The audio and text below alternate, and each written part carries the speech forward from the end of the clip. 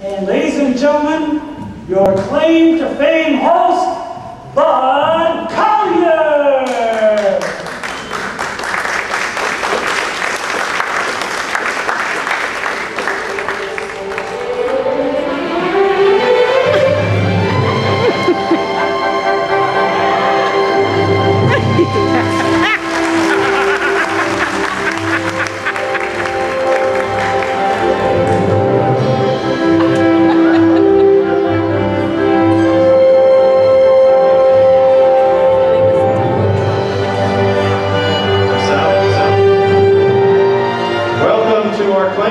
Show tonight, ladies and gentlemen.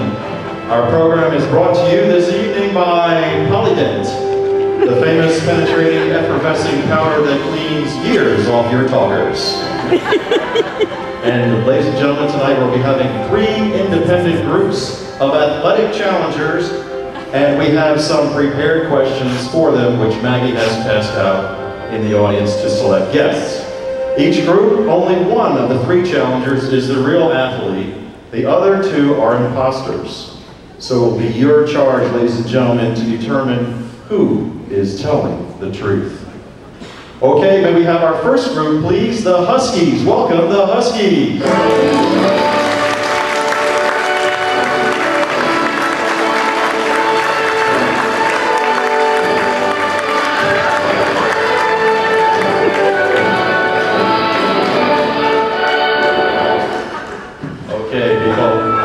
Let's look at these challengers, these athletes.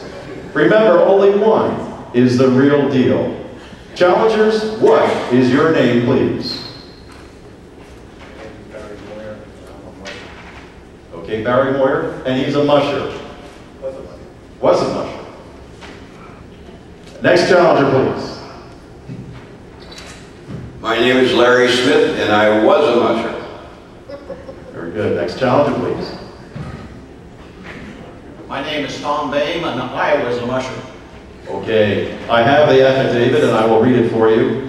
I trained for 30 days as a dog musher in the wild and rugged mountains of Colorado.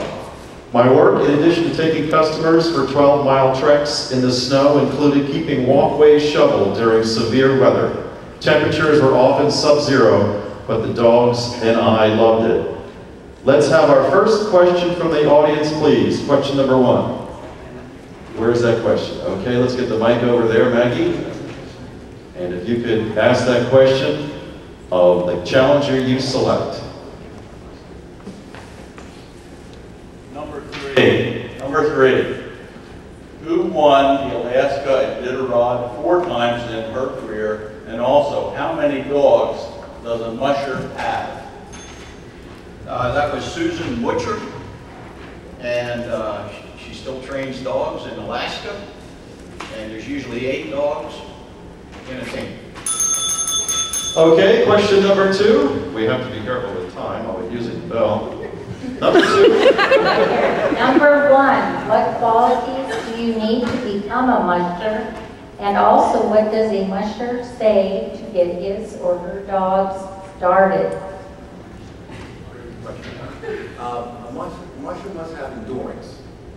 You're in high altitude, you're on a path, wasting stuff. Oh, sorry.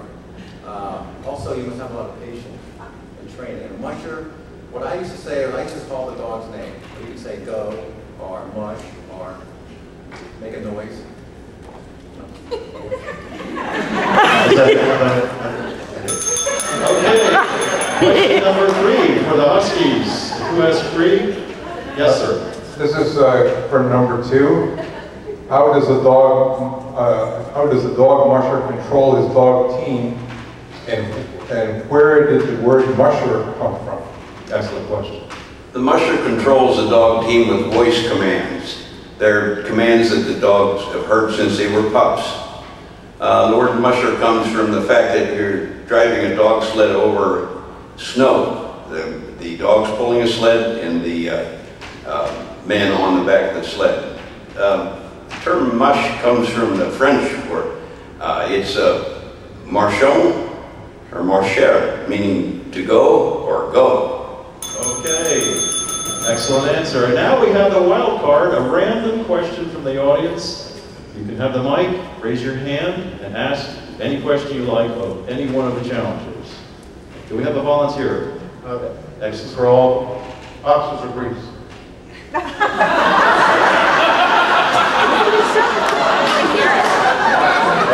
the question. The question is boxers or briefs. Is that correct, sir? And those are names of dogs, is that correct?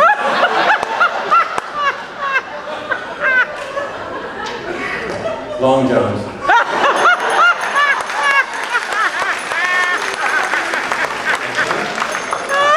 Excellent answer. Okay, gentlemen. Now, audience, your time is up. I want you to mark your ballots. Make believe you have one in your mind. And select either number 1, number 2, or number 3. And we'll give you some Jeopardy. Thank you.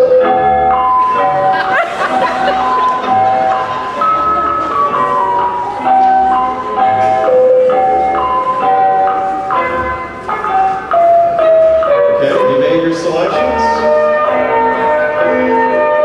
I'll see you in a little more time.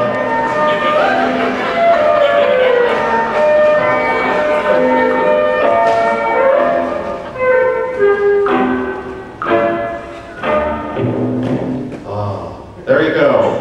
Let's find out who the imposters are. Before I do that, I'm going to ask you, how many voted for number 1? Raise your hands. In your mind.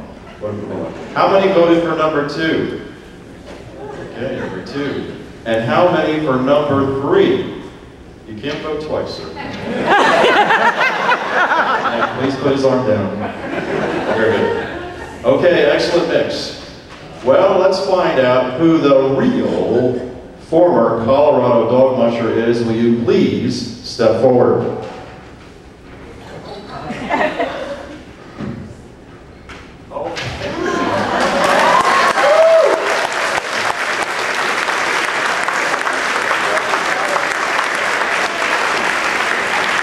Very good, very good. Well, would you please give us a 30-second or so background on your life there? I did this many years ago when I lived in Colorado, in Snowmass, Colorado, near Aspen. And basically what it was part of a restaurant, and we did a tour, a 12-mile tour with customers eating in the restaurant after the tour. And we do a nice scenic mountain path up the mountain and back. But my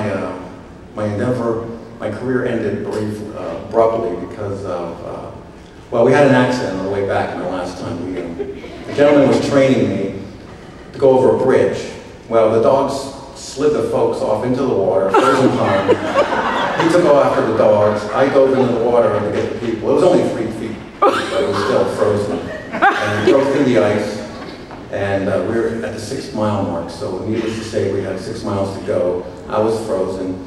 The owner of the fine establishment said, feed the dogs before you get changed. And that's when I decided that I'm not going to make this a career.